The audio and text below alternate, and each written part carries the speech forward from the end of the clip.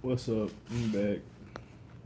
Want to get into black stereotypes and just break down some of the things that I seen. Just because when we talked about trying to become a hero, we talked about some of the character types that they place on us, like the rebel, the politician, the leader, followers, sheeps and stuff like that. We went through all of it. But these are some of those were for pretty much the American masses or just anybody that's coming to America or try to have American ways in a sense. But these are more towards focused on the black people and how they portrayed us through Hollywood and through other stereotypes. This video really shouldn't be long because we kind of broke it down before, but we'll see. Some of the ones that they start off with. Let me go to where I was just at.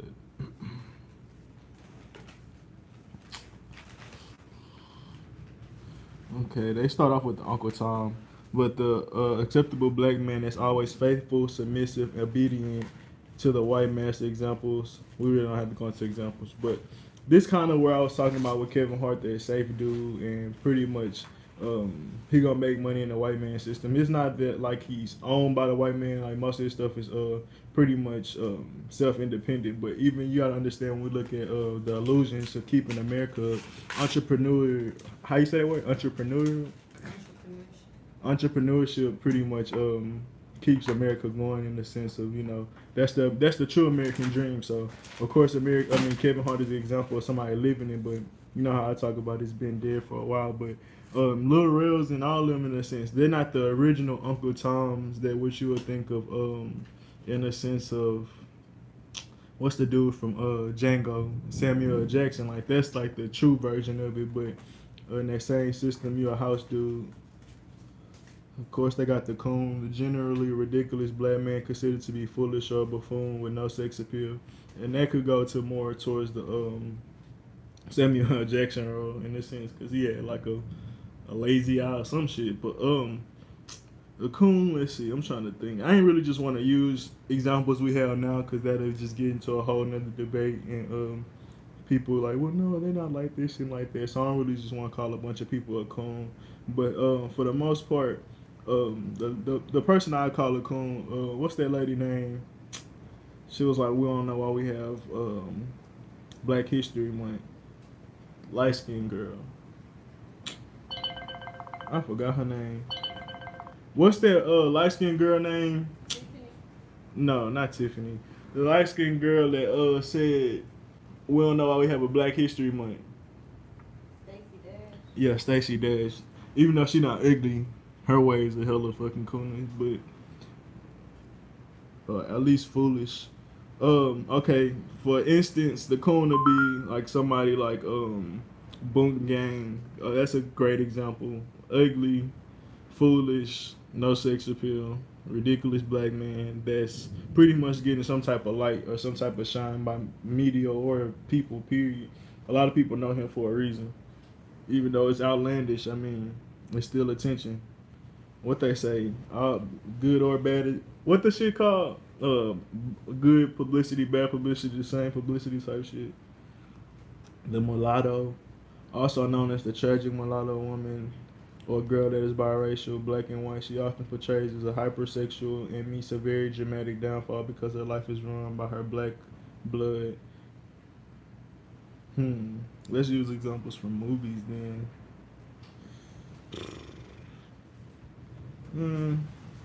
Trying to see if I could think of any. Just that's some win-win. You hear that shit? Some rain out there, goddamn. Can't really think of nobody right now off the top. I know they portray light skinned women's sexuality just from we get the light skin, dark skin all the time. I'm trying to think where it's a cause of her downfall. I can't necessarily think of any movie like that, but the mulatto, they have different characteristics, and there's levels to these. Like I said, these are some of the ones that initially started out, and you can see how they transform through time, like in this period. The mammy, the typical big black lady, fat, ancient mama, The one we see on the oh, it's running for real, for real. The one we see on what do you call it? The syrup bottles and shit like that. That big lady, she completely non-sexual. She often is wearing a downy clothing, generally unattractive, and she, like Tyler Perry, Madeira, is a great example. But pretty much she's like the man of the house in a sense because she's so strong but unappealing, and that's another character type we see a lot of our black women have to play out because I mean it's something you see and then you watch and you watch and repeat type shit, and you slowly start transforming into these things because it's only so many unattractive roles for the black woman, either the dyke or this like the mammy, and I mean for the most part you might could be a transgender now, but other than that we can see how it's no real self love. Not I wouldn't say with the dykes or with the mammies, but they're taught to have tough love, and it's not any other like feminine aspects to it in a sense. It's more masculine approach to how they act and work. The Buck, the big scary black man who is so sexual he cannot contain himself. Um, who rapes the white woman? Or Birth of the Nation, if y'all seen that, who rapes a white woman. But for the most part, those are the mandingos, and I wouldn't say that they rape or necessarily rape white women, but you'll see white women having fetishes for them because I mean they was the big swole dudes that pretty much was real mean compared to that white man, at least at the time, and we was just like the dudes that they consider the bucks. Like when you see mandingos, those are just the biggest and the strongest. Like even though the best example is Life, the movie Life, where she fucked with Can't Get Right. Even though he wasn't a huge dude or whatever, he was still that's still an example of that character. And then it played in that same role where as soon as he seen her, he couldn't keep his eyes off of her. So that's where that sexual attraction go. And then in that same sense, it's not it wasn't rape because she wanted it in a sense, but yeah. You see the roles in all type of movies, and I mean, we see men play that out today, where all they talk about is sex. All they talk about is, oh, look at that ass. Every girl they see is all about sex. Every girl is a toy to them. Like, it's never any mental thing. It always hoes and shit like that. And it comes from a lot of these character types that we see in these movies too. If we see always the pretty woman always being outlandish in the movies, we're gonna think when we see a pretty woman in real life, that's how it's gonna portray. Or that's how she gonna act. And in the same idea, when I talked about when we come out of these movies and we pull and gravitate to certain characters, a lot of us gravitate to certain characters, and for confident people, we don't realize how other people gravitate to the bad roles or the negative roles because we're confident in ourselves. We feel like we're the star in the role. We feel like we're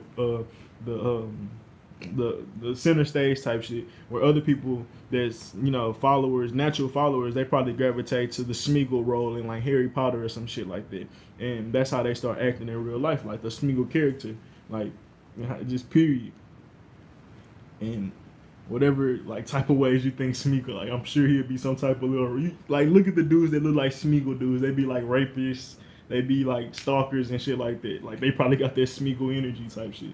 And when they watch movies like Lord of the Rings, Harry Potter, they y'all know who Smeagol is. It's like that little dwarf elf looking thing, and he's real like skinny and like frail, and he's clumsy and all that different other things like that. But we go into these roles, so the same way we feel these roles and we think of these roles, like we also start to look at other people in those roles. Like I said, we might not think about how other people gravitate to the smaller roles, but we do start treating people like those roles. Like if you're the main character, and let's say, what's a movie where it's like a douchebag? He's not necessarily a douchebag, but Guardians of the Galaxy, how he is kind of self-absorbing in the sense. What's the dude, Chris Pratt? So, well, he don't really treat anybody bad though. But the jock, how the jock would treat everybody. You like, all right, I want to be that person. So now you treat everybody bad. Now when you grow up, everybody pretty much, you trying to get opportunities from them because they were friendly and they was working with other people. But so you see how these roles play out in the long run and how you treat these other people like that, not really having foresight in what you're really doing or the role that you, or energy you're taking up type shit. Let's see. The nerd is the type awkward, silly, has a big heart. That's the Kevin Hart, period. You can mix Kevin Hart with the Tom, and that's why I say he like the perfect dude, like the submissive, What else did it say with Tom? Submissive, faithful. That's the same thing with heart. Obedient. The nerd. You can kind of get they like almost that same energy. Carlton from Fresh Prince of Bel Air. Junior from Blackish. I don't watch Blackish. This type is awkward and silly, but has a big heart in there. Always chasing after the girl who won't give them a time of day. A lot of people go relate to that because we always try to get, especially dudes, you go for that girl that you just, that you know that she looking for other shit type shit, way more than just a guy, and that breaks you down. So now you look at these women a certain type of way and all that type of way. You just move a certain type of way, and we often see nerds become bullies because they go for, they end up hurting them their own self, just for being that type of big hearted, awkward, silly dude. They don't really learn from their nerdy ways. But same for most of these people. But just for the nerd, since he's smart, it end up manifesting for him in a good way. But in the long run, they end up being lonely too. Even though, like, because they're the reverse of a jock, but they're in the same spectrum. Like, they both end up lonely because they never really never knew how to come in the middle type shit, and never knew how to, I think that's the best way to say it. The sassy black friend, keep it real with their white friends, and they are often presented as being strong and independent so much that they don't need love.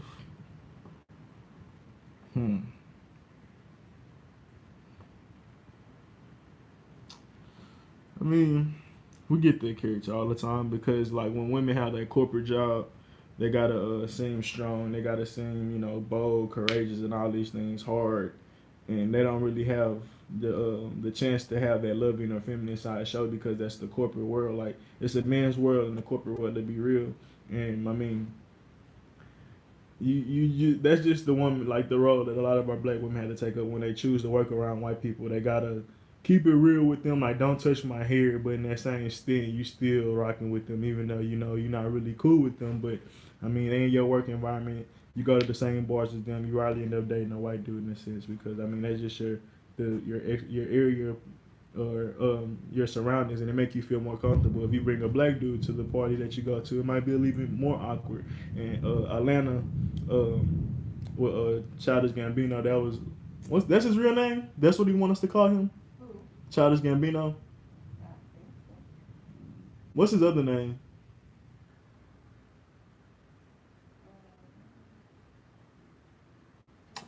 I forgot. But Atlanta went up. Huh? Oh, that's his real name. Yeah, but in Atlanta, he went to like a Greek party or a Jewish party with his girlfriend, and it was just so awkward. And she even feeling like more of an outcast too, because she seen how she really didn't fit in, and with her other black friend in a sense, because her other black friend is always fitting with the white cast, and she was trying to do the same thing. So when she brought her boyfriend there, it just got even awkward because he like, I don't fuck with this. So if she would have kept trying to be that girlfriend, she probably ended up having to date a white dude. Now it makes her blend in a little bit more because it's like you're black, or you want to see how I want to say this. If you go home to a white dude, it's just a certain amount of you're a part of it and you're agreeing to our culture now. Even though you might come around and shit, if you date another black dude, it's like, oh, type shit. But if you date a white dude, it's just you more inclusive to their groups in a sense. But if that makes sense. Same with a white dude can he can be all cool and down, but if he got a white wife, it ain't the same unless he had a black wife, and then you be like, oh, so that's where you get the Gary Owens. I don't know if Michael Rappaport got a black wife, but kind of like him, those dudes that's always kind of Max Kellerman, like those. I'm sure Max Kellerman don't have a black girlfriend, but you can kind of see how he not as cool. Well, not to me compared to how other people look at Gary Owens. Like, black people really love Gary Owens, and the fact he got that black wife is even harder for him. Cause it's like he can be racist. That's the thing. He can't be racist if he date a black woman. That's bullshit. Cause if we look at the Jezebels and all these other different characters, they always looked at us sexual. They don't mind looking at us sexually, but when it comes to mentally, they don't give a fuck. Like, they have sex with animals. We still see that today. The things that they consider animals, that we consider animals, they have sex with them. So even though they consider us animals, they still have sex with us. And they just go to show there's a physical shit, but they don't really dig us mentally, and that's the same shit for if I ain't gonna say Gary Owens, but a lot of people that's in that carrier type where just because you got a black spouse don't mean that you really fucking with them. And then with the kids, like white women have a kid with a black man, and then they be like, I love my kids, but they're just black. And they don't like that shit. And that's there go that energy where it really come out when they have a creation or something like, oh damn, this permanent, ain't no going back, and I gotta love it because it came out of me too, and that's the biggest thing with that energy. But yeah, you gotta like same with black people when they go to white communities, like they can't be they're a safe black person if they're married to a white person, you know, and that's their energy. But yeah, it's all bullshit. The bigger thing, but that's just the you get to sit at the table type shit. The thug, the black guy who's doing drugs, selling drugs, or is a gang, extremely violent, has no problem killing to get his way. We already know this. we see this every day, and we was trying to get out of this character type because that's the only movies we used to get: the thug movies, the hood movies, and slave movies. And we was like, we need superhero movies, and now we're starting to get those and shit like that. But even then, we still get the same type of character types where the mulattoes, the more ones that's like ingrained deeper, like the light and black skin. It's not so much the I'm a thug, because we know we not all thugs, so we're not gonna all resonate with that shit. We might all know a thug, but we don't all resonate with that. Most of the black kids now have been through college or some type of education system or working for them. So like it's just a different era. So we like, bro, why they keep portraying us like that? But the light skin, dark skin shit, that's some shit that's eternal, like or internal. Like for what's the girl, Azalea Banks and shit like that. It's just something that's internal. So that stuff gonna always resonate with people. That's gonna always be a good movie if they talk about that problem, or like the Africa and the American shit from Black Panther, where how we have the separatism or how we feel different from each other. We'll always truly resonate with that because that's a real thing that we see in the day-to-day thing that affects all of the black community. So they still have these stereotypes that play with our emotions that we gravitate to, and they make these stereotypes even stronger sometimes because we focus on them and we resonate with one side of the spectrum. Some movies do a good job. You can say Black Panther and coming into inclusion with everybody, but even with Black Panther, they skipped the whole it's gonna be American and black thing, and they went to the whole we're gonna work with the world shit. So even then it worked, but you can see how they didn't really focus on it at the end or too much. The ghetto black woman, and this is what Cat Williams was talking about. Like, when has this been a thing where this is famous and popular? And I don't know if this role has always been around. I'm trying to think.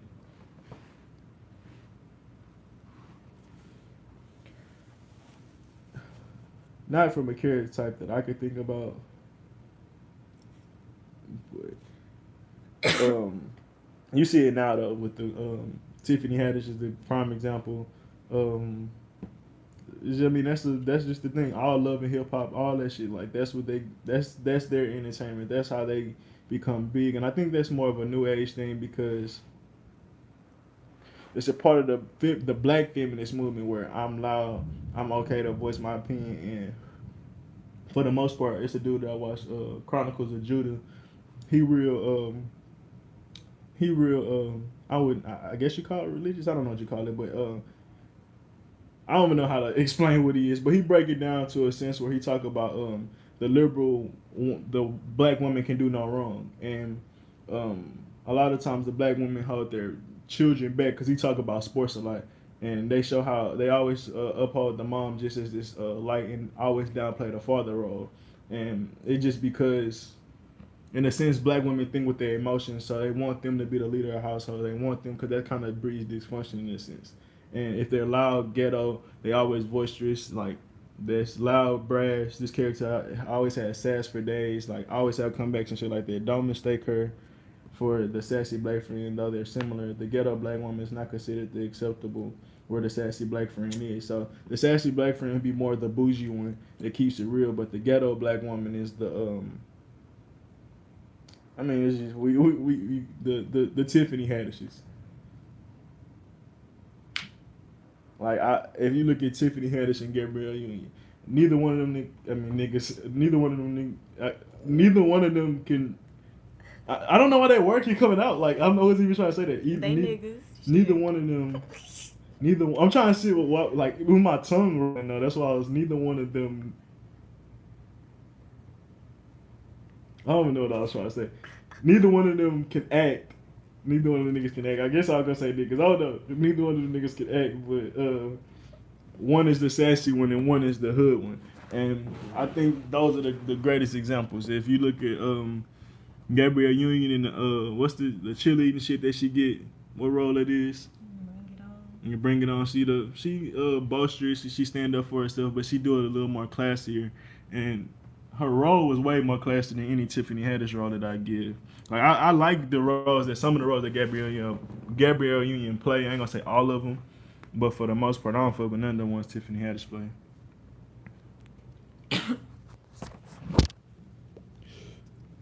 Let's see. Let me and shout out to Blavity.com. This is where I'm reading this from. I'm just getting the examples from Blavity.com. BLAVITY.com. It's pretty good. I didn't even know it was this long. It says 17 black character types. But I guess I wasn't paying attention. The ghetto black woman. The black horror movie Token. This movie for about 5 minutes before they killed Dolphin. I wouldn't. Horror movies we see it all the time, but for the most part, when they killed Jamie Foxx off in Stealth, they used him to get the black community into that movie, and then they just killed that nigga off. Like, we don't need him no more. I think that's a big thing that they do. But watching a lot of movies now, we be trying to count and see how many black people die, and it don't happen as much. But they still be in the front runner. They be like top 2. They don't usually be the first to die all the time. The drug addict, serious character doing drugs, trying to get all the drugs. We already know that part of the community. And those are the people that's, hurt and pain. Even when Kendrick Lamar just played the role in Power. Dave Chappelle played a role. I mean, the role is seen everywhere. It's funny sometimes they real, sometimes they get the wisdom. I mean, we look at the drug people a lot of different ways, but we just had to see how they put these roles out there, and we keep choosing to gravitate to these roles because these are the movies we resonate with. Somebody gonna resonate with these roles, and you gotta realize that. Just like how you feel like you Leo in the Ninja Turtles, nigga, somebody feel like they Splinter. Wait, it's Splinter? No, Splinter is the master. Ninja Turtle. Splinter is the rat. What's the dude that they fight against? I always get them niggas mixed up. It's Splinter and some with an S, but the dude that they fight against. Crazy as it seems. It's crazy to me. I can't lie, cause I don't resonate with every role in the movie. A lot of times I just resonate with a lot of times the underdog, the villain. Sometimes a lot of times in this era, in this at least space that I'm in, I resonate with the villain a lot. But a lot of people do resonate with the dude that's getting bullied, or sometimes even a bully, and then they show the bully his parents ain't loving him and shit like that. So it's like then they truly even resonate with that shit more. It's like, yeah, man. If we look at the Simpsons, niggas resonate with the what's the dude that always try to get Lisa and his Bart friend? Millhouse. Niggas resonate with Millhouse.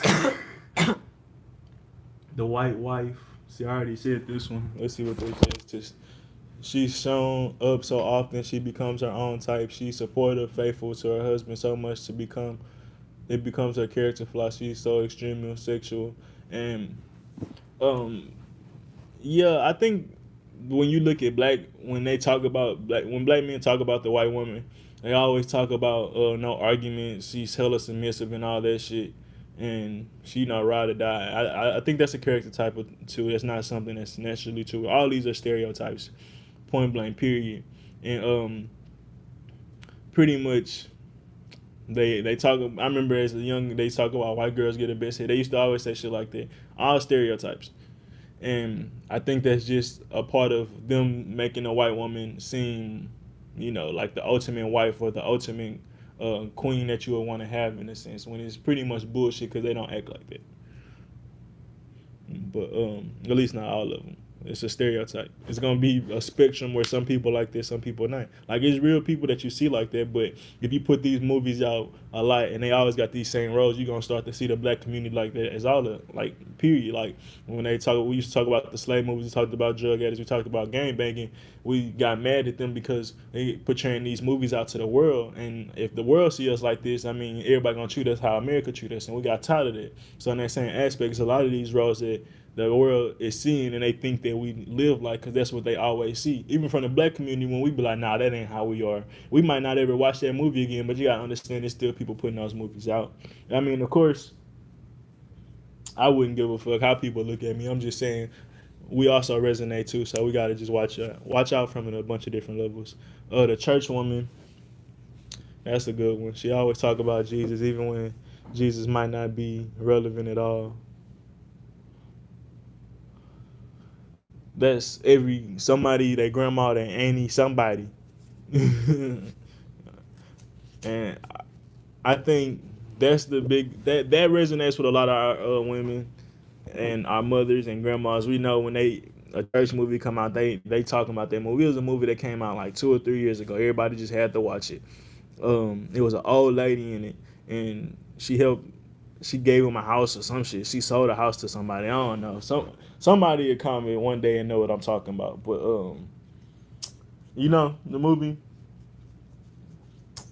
is back when all them cheap ass movies was coming out. It looked like a Hallmark movie. It wasn't like a cinema movie or nothing like that. It wasn't a play either, but it was close to looking like a play. But plays, we know how black women love their plays, and that's how Madea got famous. So that it got that church ingrained shit, and our black people resonate with that singing and all that, crying over your sorrows and all that shit, and that shit kept us trapped for a long time.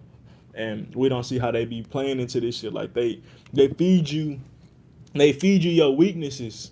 Like you resonate with your weaknesses. They can have movies that resonate with your strengths too, and they do that. But for the most part, with the black community, they resonate with our weaknesses, and they keep us holding on to those weaknesses, and we think those shits are just real, and somebody else gonna save us from all that other type of shit. Especially with that church energy. And then they usually do bring somebody come along and save them and shit like that. The thought, also known as the hoe, the side chick, no one respects her, but everyone runs through her. She might want to be the main bitch, but never will be. She actually has feelings, all right, whatever. This is Mary Jane. If you look at Scandal, when she wanted to be with the president, um, you could say she had hoish ways, even though she wasn't necessarily, but she was talking to two different dudes, and she couldn't make up her mind. So I'm not gonna call her a hoe for that, but in that same aspect, that's that energy that they were showing, where she waited so long that even the other dude that was waiting on her didn't take her serious. I forgot the other dude's name in Scandal. I don't remember nobody's names, but yeah, Tiffany Haddish, she a mix of all that. She was a mix of the thought. She was a mix of the outlet, the loud black woman. Like another role that she played that I didn't talk about was I'm looking at this phone instead of that phone. This shit funny. Another role. Well, I mean I ain't reading, but another role that I was that I forgot about. She played in Uncle Drew movie. She loved Lil Rel. Both of them in the same movie, by the way. She loved Lil Rel and went to date a white dude. I already talked about the last OG, but that was another movie, and she was thotting in that hoe. Well, at least how she acted. She was chasing a bag type shit. The unfriendly black hottie. A lot of black women get that. They walk around with the still face, they resting face. Also known as the bitch. The term is coined by the mean girls, but tight for a while. She's mean, selfish, maybe a little angry. Example of Tony from Girlfriends. Robin Givens is basically every role or Robin Givens every role she ever done. I don't know who Robin Givens. I know who she is, but I can't think of the movie she been in. This shit funny.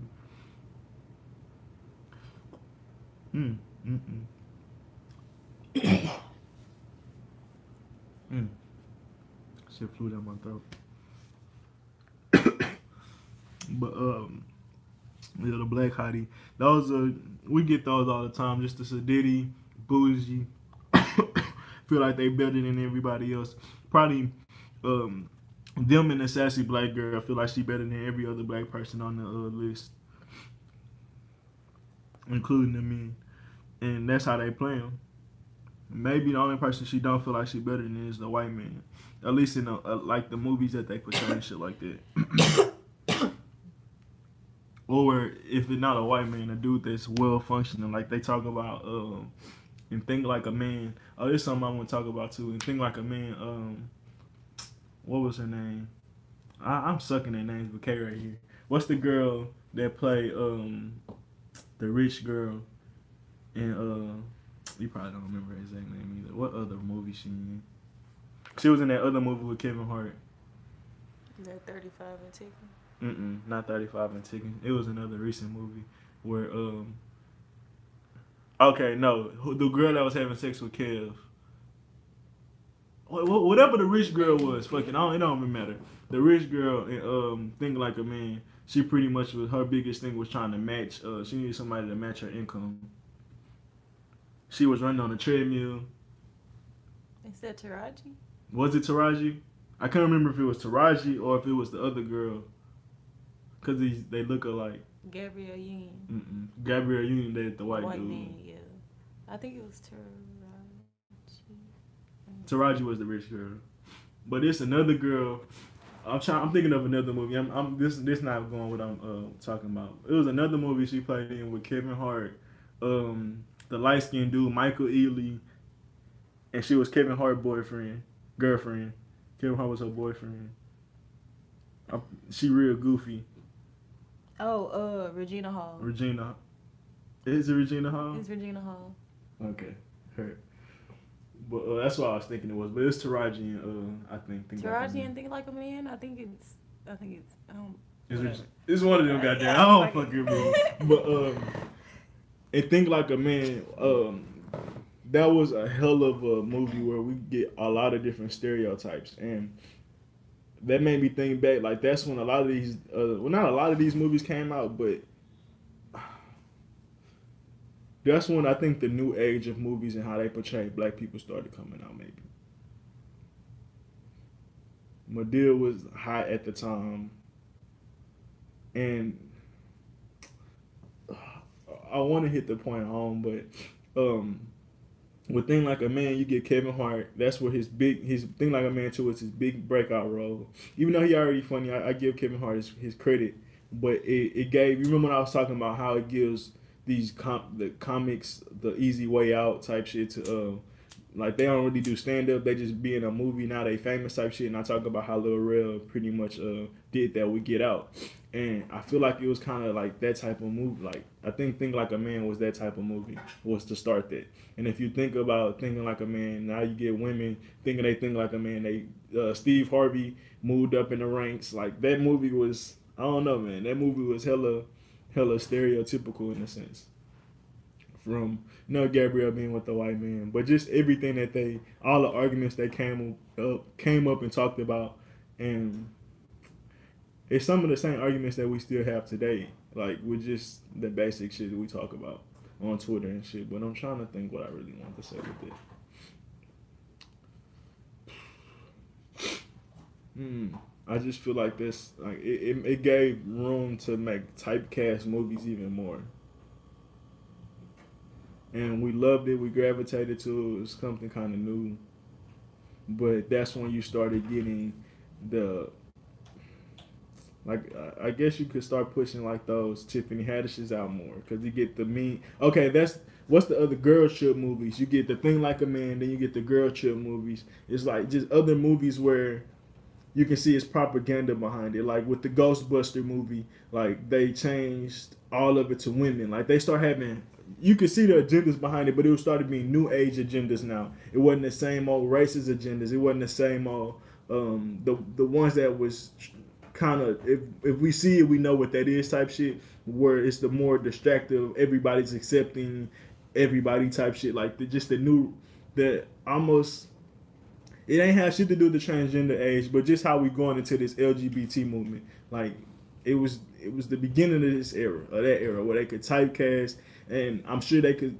It wasn't no gay person and thing like a man, but that's where I think you could start putting gay people in roles much easier, and like it'll be accepted type shit. Like Empire, like movies, like if for the average black masses or black community, they don't know what I'm talking about. Empire, good ass show.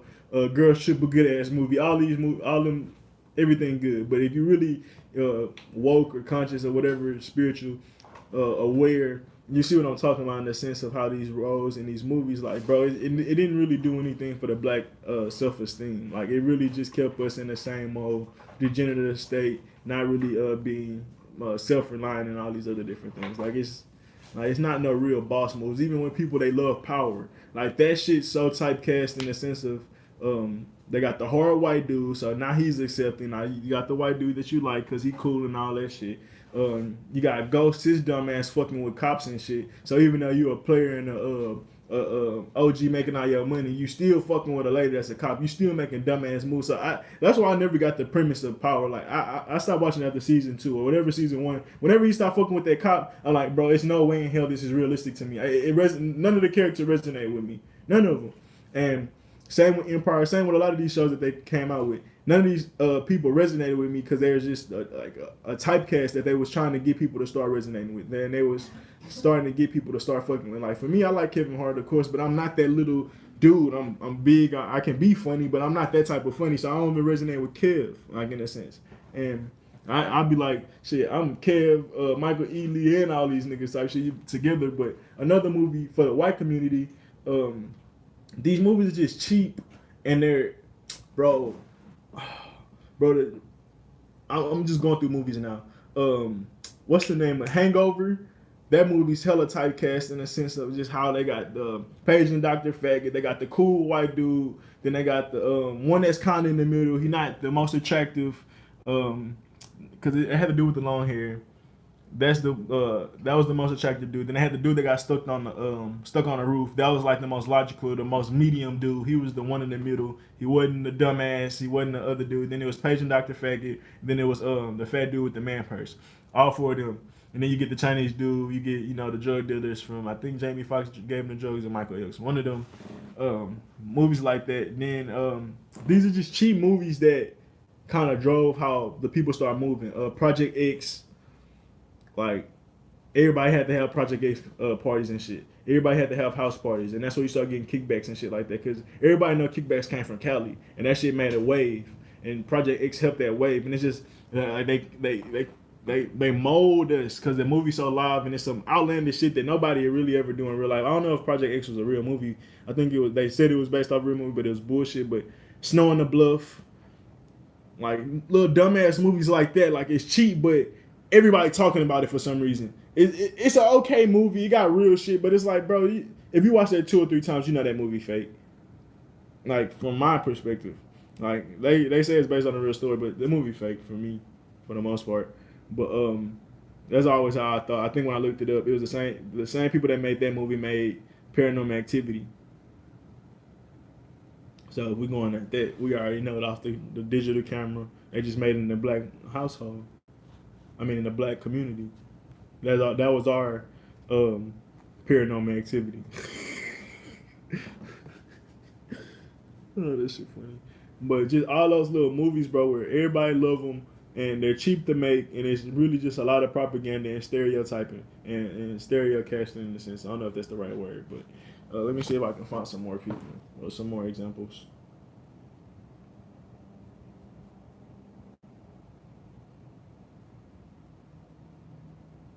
Empire is crazy because they have the gay dudes, like that's how they make the gay dudes always the most logical ones, and that's just crazy because usually gay dudes are the emotional, rash, irrational, like people. Like if you say something to them, they be ready to go 0 to 100, and I think Joe Budden was just talking about that. Like, nigga, sometimes you need to go 45. But and they also go to a lot of gay dudes be more feminine than women. Like you way out of balance, nigga. and so they're usually more emotional than women. So how are they the most logical? In Empire, you see that. You see it in a lot of movies. So this one says Black Panther shadow stereotypes and promotes science. For me, with Siri, yeah, but I don't want to necessarily nitpick, but this is nitpicking in a sense. Dick Gregory talk about how they always make black women strong, and the our black women are strong, but that's just the only aspect they usually give us in a sense. They hate to show the beauty. If they do show the beauty, it's a lot of the light skin shit. They had them, of course, bald. That's something that's actually real. So I'm not knocking that shit, but that's just another stereotype too, where they always make a strong black woman. They rarely show submissive black woman. If they show her being submissive, it's usually with a white man, and that's just the truth. But like I said, it's nitpicking, but it ain't. Black Panther didn't necessarily do that, but in the same sense they did. They were strong black women. Siri helped heal, but she still helped two white dudes.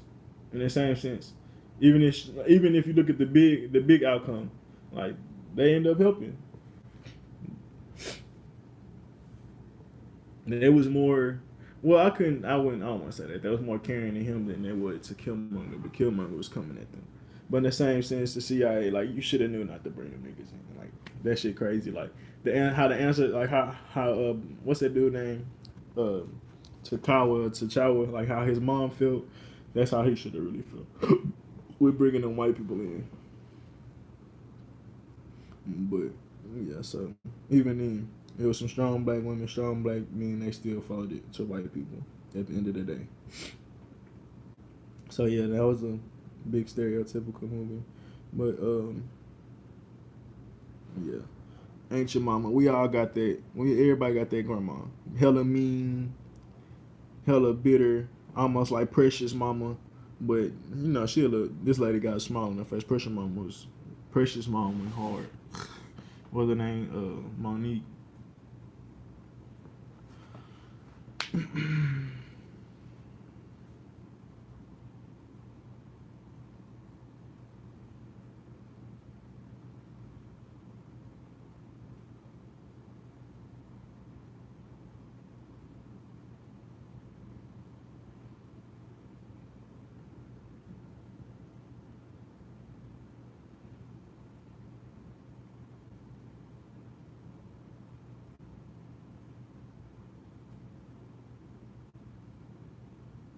Okay, the Magical Negro. I had to read this one. The movie where any black dude play God, where you look at that's not Samuel, it's Morgan Freeman, Eddie Murphy. What was the name of that Eddie Murphy movie we watched? You remember?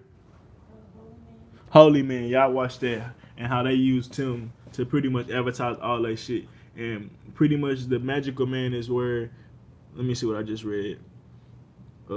Magical Negroes are also problematic because they have no inner lives or no desire of their own. Instead, they exist solely to support the system of a white character.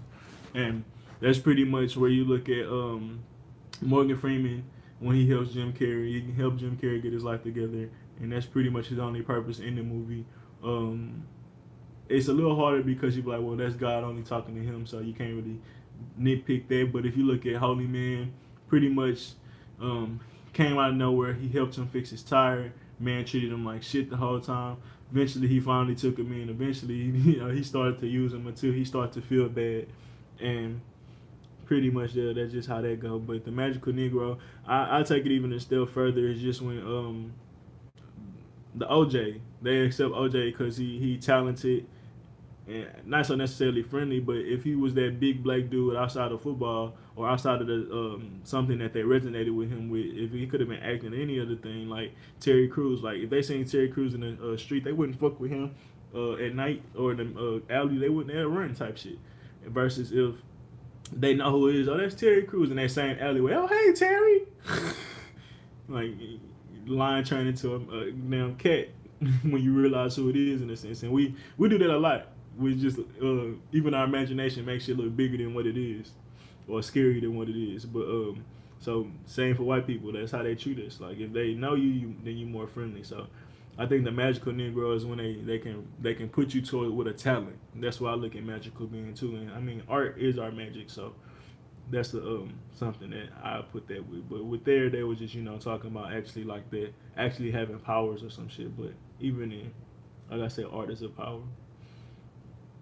The black best friend typically don't have special powers like the magical Negro, but it's largely function in films and television. Let me just keep reading.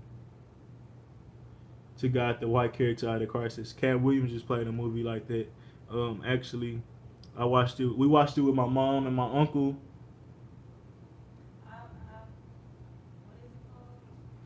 It had the dude from Wedding Crasher, huh? Fatherly Love. So, it came out like around the Christmas last year or Thanksgiving, but it was the dude with the kind of broken looking nose with the gold hair. That was from Wedding Crashers, and it was somebody else, but it was when they had Cat Williams tied up in the back, and he was a hitchhiker, but he was actually God in a sense, and he literally came there just to help them figure out their purpose, and ended up becoming a friend in a sense. But like they said, he didn't have any necessary. Well, he'll follow the magical Negro too, but he ended up being a friend, so it's the same in a sense, but pretty much how they're used. Is one have powers, one don't, but they still, there for the white man.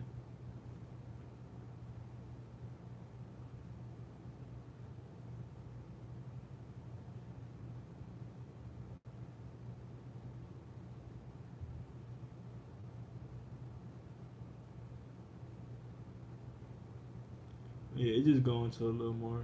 Like the magical nigga, the black best friend appears not to have much going on in their own lives, but turns up exactly at the right moment to coach the white character through life.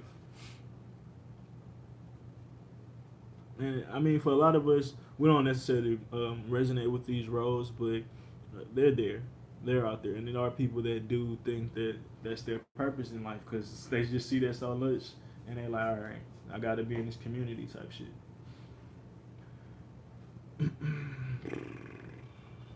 The thug, there's no shortage of black male characters. I don't really got to get into that.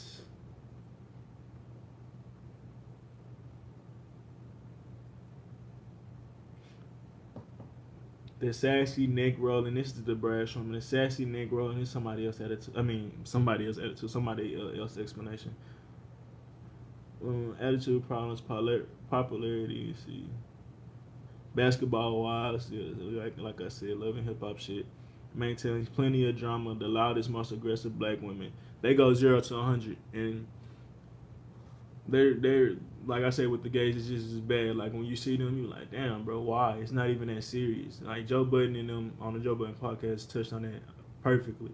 Like why? It's not even that serious. It's like something happened and then they just go to fuck that nigga, fuck like bro. It's not even that serious. But um, we see that like a lot of music, we can see how they start stereo.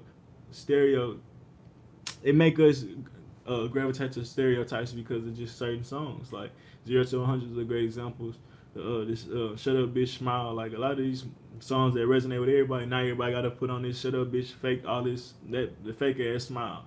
Like Lil Duval might be happy, but he made the song. That don't mean that everybody else in this world happy. And it's everybody singing the song because that's a song they can play in their background, and now they think they happy or they can act like they happy. I can see through the mask, nigga. I don't give a fuck what you talking about. But what's some other songs?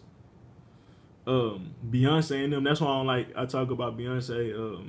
Oh, that's not even their song. Scrubs. Scrubs. Yeah, that's TLC. But Hood Nigga. Um, Cater to You is a typecast too. But I throw them all out there. But Hood Nigga is a big one. We see how that's still affecting our black community today. I Need a Soldier, whatever the fuck, Soldier. That's still pretty much playground women today, but yeah, movies, songs. I mean, anything that we see as entertainment, entertaining the mind, entertaining the mind. The domestic, because blacks were forced into servitude hundreds of years into the United States, and no surprise, the earlier stereotype emerged on television: the domestic worker, the mammy or the mammy. I was just gonna say it, the help, the butler, driving Miss Daisy, going with the wind. What is this? Let me put this. What's the name? Thought Company, thoughtco.com, I guess. Check them out. This is a pretty good article. But yeah, we talk. You see that all the time too. Let's see what else it has to say about it. While Latinos are arguably the domestic or the group that's most likely to be typecast as the domestic worker today, the controversy over the portrayal of black domestic in Hollywood hasn't gone away. And like I said, these have manifested and changed and transformed through time. And they're definitely focused on, the Mexicans being a new working class and shit like that. Black people, they kind of not gave up on us, but they use us in a whole different way now, in a sense, because they know we not really with that as much anymore. So they putting the Mexicans there, and they make them feel like you can chase the American dream, even though they got the whole Trump and shit at the border. But they're pushing that shit now too. You'll see it more and more. And with me just watching a lot of racist, not really racist, but documentaries breaking down race, and it's just the systems. Like a lot of Hispanics feel like they're better than black people, and it's because they got their light skin color and they resonate more with white people. And I seen a post today just talking about how um, um, you can't get mad at a Mexican for not speaking Mexican. That's not even our language. That's the European language, and that's facts. Like y'all didn't speak that shit, so you resonate more with white people and Europeans, just like a light skinned mulatto would today. I mean, they technically mulattoes too. They just speak a different language, or even if they don't speak a different language, they're still mulattoes. But let's see. I'm about to start wrapping this up.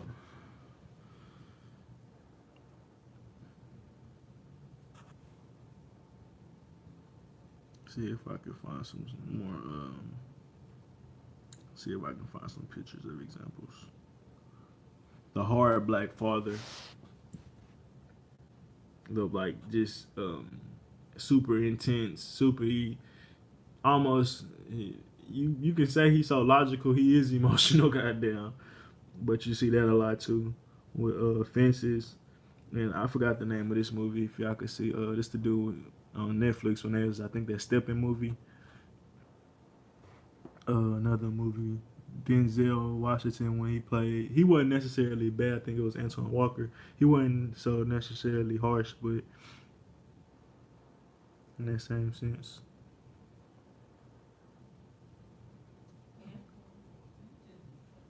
What's the name of it? Fisher. Shit. Leave me alone. Moonlight, another typecast. They was trying to. It ain't really sell, so I think they didn't necessarily make it another a big movie. But if that movie would have sold millions, man, the gay shit would have been on and popping. I mean, you already see it, like I said, with Empire and shit like that, but it would have been even harder. I don't know if y'all remember the Moonlight movie, but the gay thug, and we already see how that's.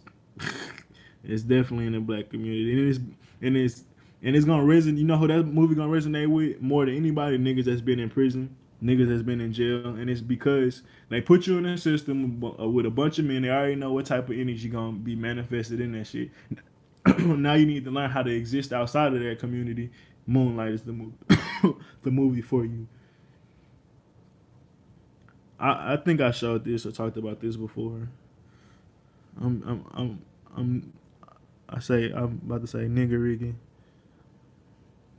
but we already talked about sports being a beast. But as long as the beast is in the system, they good on that. But I want to look at like the Jezebel stuff, racist, and then I'm gonna end with that.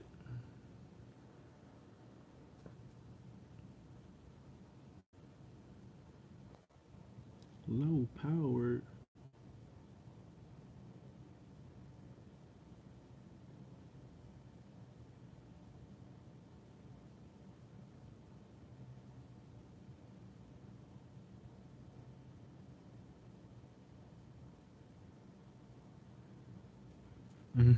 I ain't never realized these stereotypes, but if y'all can look at it real quick, maybe pause, but I'll read them. A black man overcomes racist police. Racist police violence corrupt. I don't know what the fuck that shit. What is that word? Borgies? Have I never seen that word in real life? I don't think that's how you spell bougie. I know how to spell bougie. I ain't gonna put you on the camera.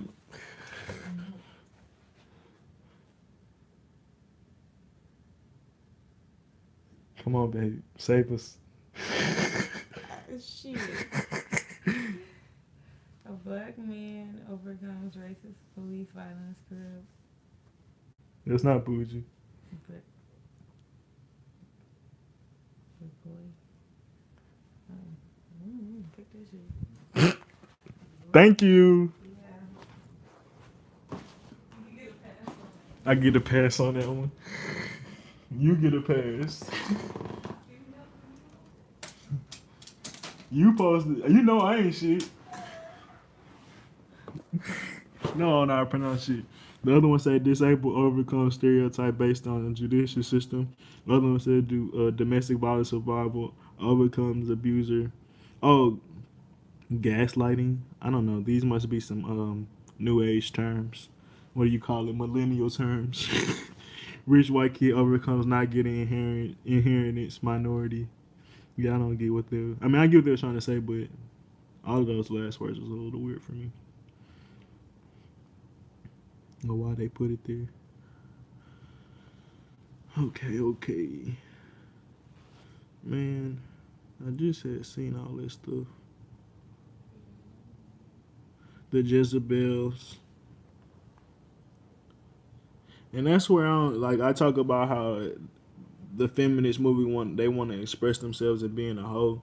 Like, y'all been exploited sexually.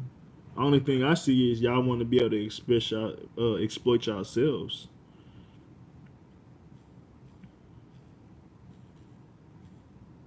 Instead of letting the men do it now. But at the end of the day, they're still a part of Babylon way, so you're not fooling me with that shit. I mean, they always portray us with the big butts and stuff, but I'm childish. I mean, I wasn't trying to be, but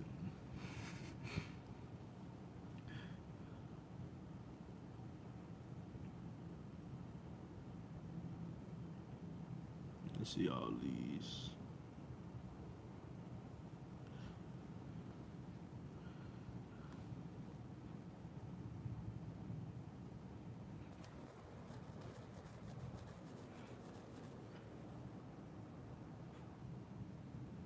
Yeah, I mean, it's many of them, and it's same for the. I talk about how the white women do they have the same problems too, and I heard this black girl was like, do white men treat their women like this? Like, nigga, do you really not understand where this shit came from? And not really giving a fuck about women because we didn't grow up like that. That's not our culture.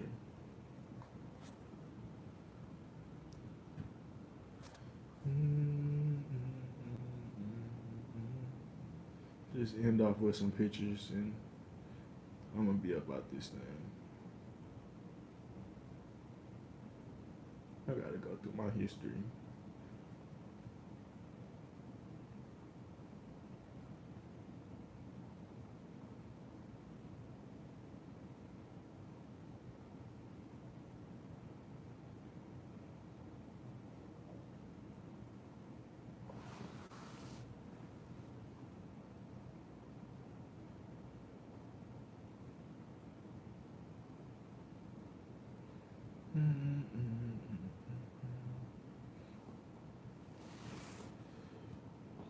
Excuse me. How much is my what? I can't hear you. What refund?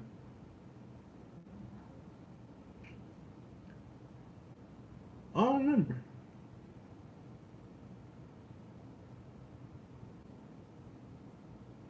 I only had like one big refund. Nigga, my schools was high.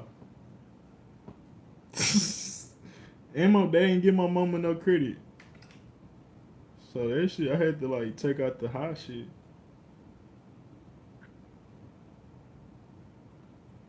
Oh, Princess and the Frog was the big one.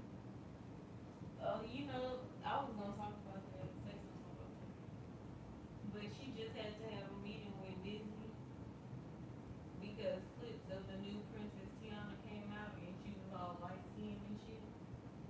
And Disney blamed it on the CGI effects, like her skin tone and shit. Mm-hmm. They changed it back. Caught that shit before it happened. She was like, it was very important for me because she was like, nigga, that's my face pretty much. And it was really big to me, even being little, just to see like a black princess. Mm-hmm. So I never thought that shit would affect you, but it do. Yeah, that shit real. Especially that movie. Everybody liked that movie. Like, bro, hell yeah. Let's see, in the 70s, black exploitation movies would be dominant source of American films, despite the desires to have people of color leading roles. The stereotype overshadowed the accomplishment. These movies were heavy graphic, sex scenes, violence, stereo black men as pimps, black women as whores, and criminals.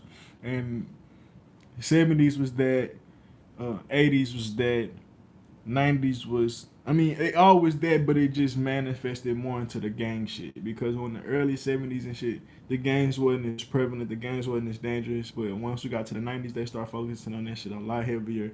Early 2000s, they were still kind of focusing on it. Early 2000s, they went into the drug shit a lot too, and selling drugs. Late 2000s, I mean, they always were selling drugs in the 90s and the 80s, but you still see, when did Scarface come out? I think Scarface came out in 1999. You just seen a lot of cocaine movies and shit come out around that early 2000s and shit like that. But I mean, it was the end of that era, but it was still kind of fresh. Shaft, this a Black Bacula. Let's see, The Hood Parents. These shows will continue to strive for positive American depiction, but still use minstrel archetypes created to create a marketable program. And they use Fresh Prince. Fresh Prince is a good example because Will Smith parents wasn't shit in the sense of how they treated him, or just didn't have enough funds for him, versus how they had the uppity black folks. So it was the say if you was a kid that lived in the suburbs and the hood, what would you choose? The suburbs or the hood? Will chose the suburbs in the long run, in a sense, because he didn't really have a choice. But that's what it, for us, Will picked the bougie side because we love Will Smith, and we're like, well, that side of his family, they barely even show him when his father come in here, deadbeat, all that shit. Uncle Phil was his real dad. Well, that's how we see him in a bigger picture. That's how everybody look at Uncle Phil towards Will. Still, to this day, when he died, we're like, oh shit, Will Smith dad died. Nah, bullshit. But in that same sense, yeah, you choose the uppity bougie family versus the poor family. The Parenthood, we was watching that on YouTube. I had to stop watching that shit because they typecast bad in it. How like his family was the mediator towards the hood, like the kids that have a bad friend or some shit like that, and the dad will talk to them and change their friend and shit like that. But all their friends was bad. Like it just was, every movie, every episode just had like a problem with they were solving in the black community. And I get where they was going with it, but in that same sense, it was a little too extra. At least from my perspective, I couldn't keep watching it.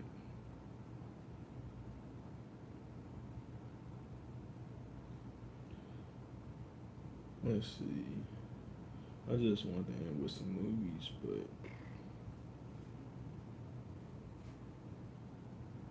I mean some pictures, but I can't find the ones I seen.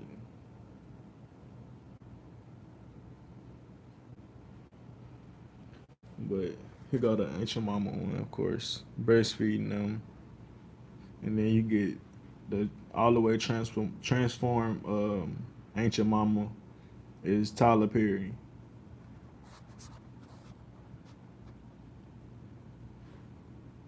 A real man. It went from the a masculine energy inside a woman to actually being a fucking man. That's how serious that shit changed over time. An angry black woman that always bad on the, and even in the sense of subconsciously they talk about this, like if you got a black son, like you gonna treat him like a white man would treat him because nigga you got to get through this shit regardless of the fact. So you might as well learn in this household because that's how they gonna treat you, and that's how we get treated. It's like if you don't know in this household when you go out there you're gonna be fucked up. So I gotta be the one that at least crack the whip.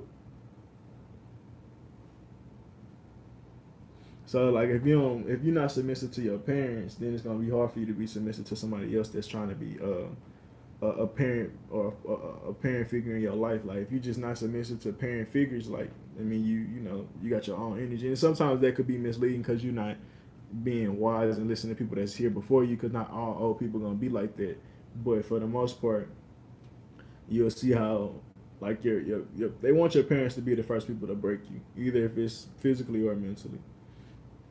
So if they can break you, shit, they know anybody else, your parents follow or whatever, you gonna follow right along with them.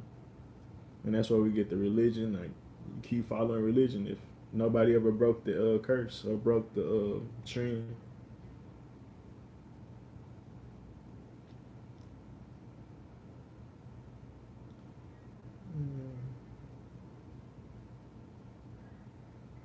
I think that's it, man.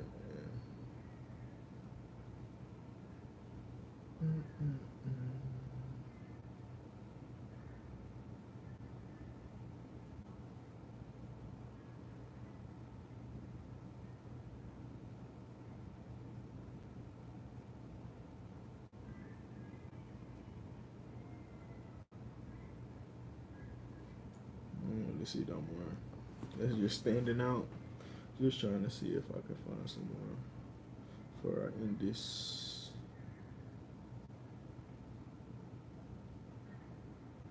The Blind Side. When I talk about somebody being a savior, somebody coming to save them, that was a good movie. The Freedom Riders. That's another good movie where they Patrice O'Neal used to talk about this shit on that radio show. They had this white person go into the hood and just make everything better. And those movies are real big, just typecasting movies.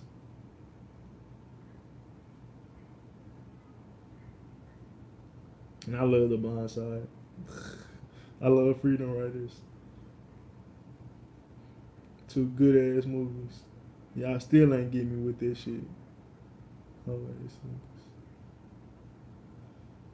Bro, fuck with Kevin Hart, but his typecasting is showing when we talk about these things. And like I say, I don't give a fuck. Do what you do, but at the end of the day, I know.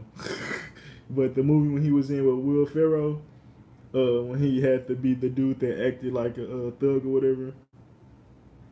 It's a comedy. We laughing at it, but white people really see us like that. And we can laugh at it with them, shit. Now it's just a big joke, but shit, they still low key see us like that. And Kevin Hart's so safe, it don't make no sense.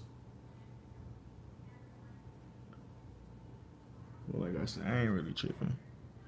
And I'm not a spiritual hater. All right, this is a great one. Let me see who made this. Vin Gage. This is the best one I've seen so far. I think I'm gonna end it here. The Oscars is more racist than you think. Racial stereotypes in movie infographic. Okay, yeah. Let me dig into this real quick. See what they say. They got some of the same stuff, but I'm just gonna see how they label it. the maid, the mama, the idealized figure, caregiver, amiable, loyal, maternal, not non-threatening, obedient, and submissive on occasion. On occasion, the mammy was also depicted as a sassy woman. She is devoted to her owners, employees, and her primary goal in life was to care for their needs. And I wouldn't even necessarily say just to care for their needs, but you get where, oh, this is my best job, and if I don't lose this job, I don't have nothing else, so I gotta do it, even though they treat me bad, and that's the only way we're gonna put food in our mouths, and like shit like that, where they think the white man is the only way that they can survive more with a handout financially and shit like that. Like you gotta work for them, and that transform into we gotta rely on their systems and shit, because if we do our own, it's just gonna be too hard. But yeah, you also get what they said, so I was just trying to expand on that. Hattie McDaniel's Gone with the Wind, 1939. Caperna, To Kill a Mockingbird, 1960. Louise, played by Margot Moore, Forrest Gump, 1994. Abilene Clark, played by Viola Davis in The Help. Viola Davis, like she played that mom role a lot, and same with Fences, a lot of just that. I like her in the sense of all her roles not bad, but because she has some redemption. No, who was the one that made her eat shit? That was The Help. That was Viola Davis, right? Who was that? I can't hear you. Another lady I'm It was like with that. She was in Snowpiercer. But yeah, just go on to they got the Magical Negro again. The Magical Negro is supporting a stock character who is, by use of special insight of powers, often supernatural, quasi-mystical nature, helps the white protagonist gets out of trouble. He's patient and wise, often dispensing various words of wisdom, and is closer to the earth. Bagger Vance, Will Smith, The Legend of Bagger Vance. I don't remember that movie. It's about golf. John Coffey, Michael Clark Duncan, The Green Mile, 1996. That's when they was about to kill him, I believe. Old May Brown, Whoopi Goldberg, and The Ghost. Okay, and then it was going to Jezebel of the Sex Pot. The Jezebel is seductive, alluring, worldly, beguiling, tempting, and lewd. Historically, white women as a category were portrayed as models in self-respect and self-control and modesty. Yeah, that's why I say this role kind of is more recent for the black community, because at first, I mean, they always kind of portrayed in a hoish like prostitute as way, but it was more of this dirt down stripper. Like it's just like the lowest version of it in a sense. While the white women to be upscale escorts and stuff like that, but now you get where black women are more seductive in that role.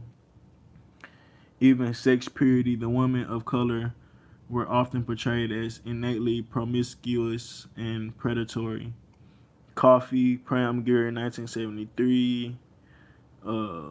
Lucia, Miss Musgrove, Halle Berry in Monster Ball. Know that role. Say Carla and Penelope Cruz in the 9 in 2009. In 9/2009, I guess that's the name of the movie. The Thug, this is easy. The Thug stereotype depicts people of color, criminal, dangerous, Hispanic, black males. Often depicting the gangster, criminal in the film. They got the Mexican there too, because I mean, of course, you get them there. Just like in the new movie, Bright, they use them. But black people resonate with the same role. Like that's what they used to put us there, but now they got the Mexicans there. It's the same shit though. Alonzo and Denzel Washington, Training Day.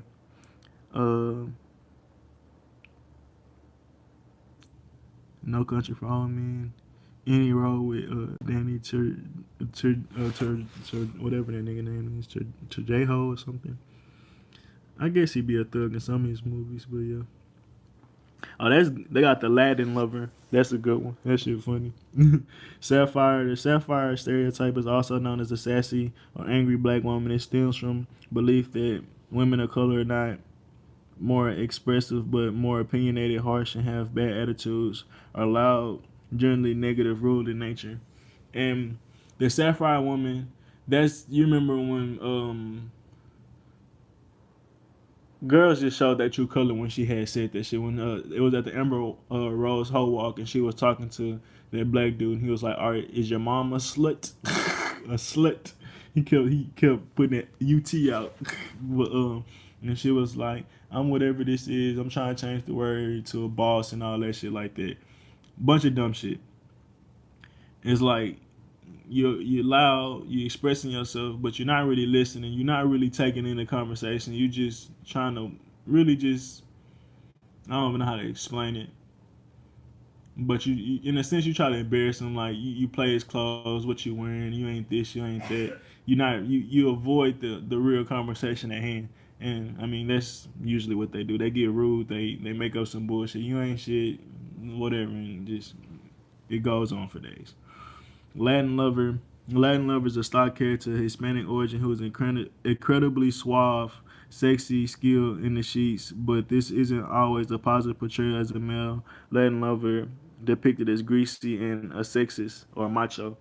Yeah, they got my girl with that shit, bullshit ass Zorro. I love that movie as a kid. I like that movie too. But I was Zorro. I wasn't looking at Zorro like that. Puss in Boots, Antonio Banderas. Oh, hold up. Antonio Banderas. Oh, we were watching Zorro practicing that nigga name the whole time. And Antonio Banderas. I'm trying to get my tongue to roll. That's the best I can do. Banderas. Ooh, what did it? I'm out here stunning for the live. This shit funny. Man, Manilo. Let me stop playing for a fucker. I skipped this one. Rudolph Valentino and Four Horsemen of the Apocalypse, Manlo Cardano, and Beverly Hills Chihuahua, 2008. What yeah, man.